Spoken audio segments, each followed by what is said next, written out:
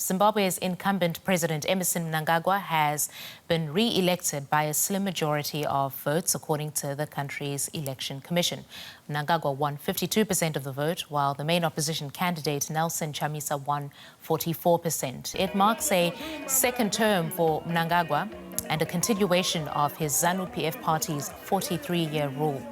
The opposition has rejected the results, with several of its monitors arrested while trying to tally votes.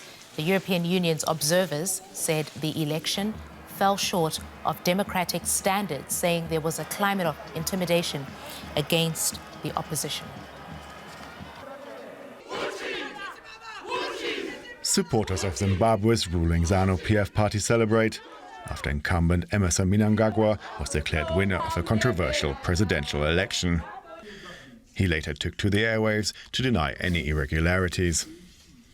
I'm so happy that the race was run peacefully, transparently, and fairly, broad daylight.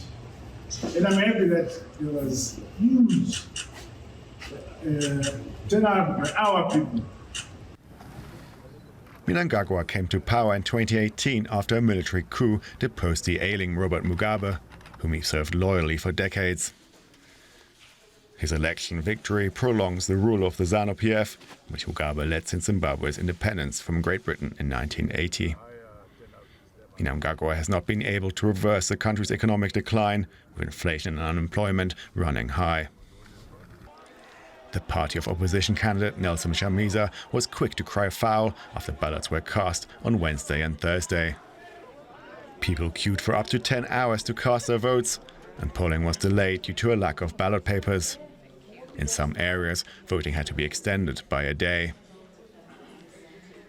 Dozens of opposition electoral monitors were arrested while attempting to tally votes. Police seized their computer equipment and accused them of trying to subvert the outcome.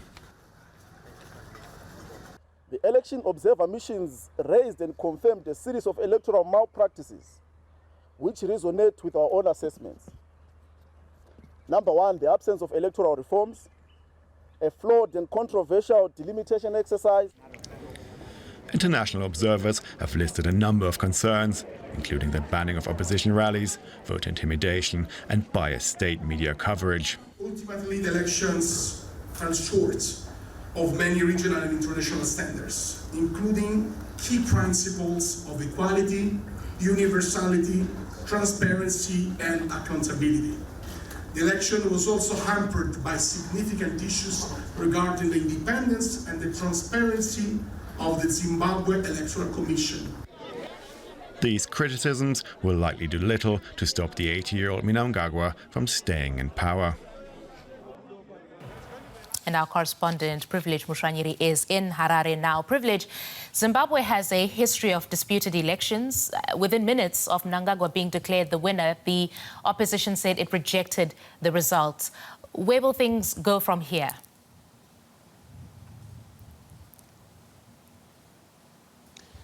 I guess now it is back to the drawing board for the opposition. There are two options for them. One, to approach the courts within 7 days. But that route, they have to produce hard evidence that indeed the election was stolen. This will entail compiling evidence from thousands of polling stations from across the country for them to prove that this election indeed it was fraudulent. The second one would maybe to go in the streets and demonstrate, but it has its consequences as well. We have seen over these past 5 years how the government has dealt with demonstrations and critics of the government. So it is a hard one.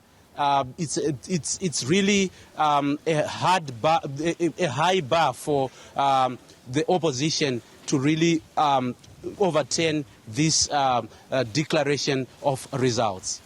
Yeah, and we have to point out that it happened in the last election, Privilege. But what is the state of Zimbabwe now, and what is the feeling in the country about what another term in office for Mnangagwa will bring? there are mixed feelings. For those that support the ruling party, they are smiling, of course, and they are jubilant that, their candidate is back in office, and whatever they were benefiting from the current government, it will go on. But for most ordinary people who have borne the brunt of a decaying and in a troubled economy, people are beginning to scratch their heads again that we are having another 5 years of struggle. The current government, the biggest thing has been the economy.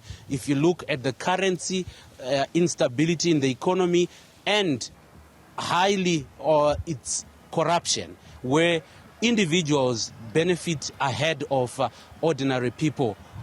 So this is the scenario that you get. It can be early days.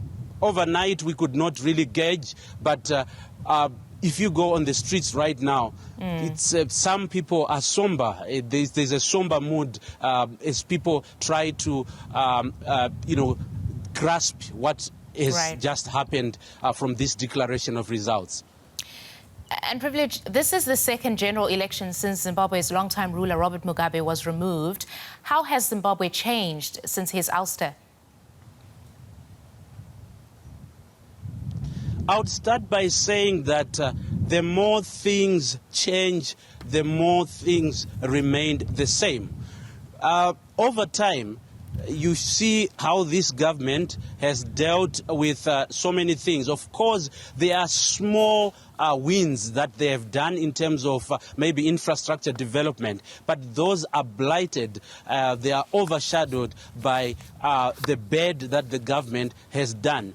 The same systems that the former late leader Robert Mugabe were using, like the judiciary, state institutions like your army and the police, are still in use, and people feel this. So you find that this is the same systems that are going to exist in the next 5 years as the incumbent president goes back into office. All right, that's DW correspondent Privilege Mushanyiri reporting in Harare for us. Thank you, Privilege.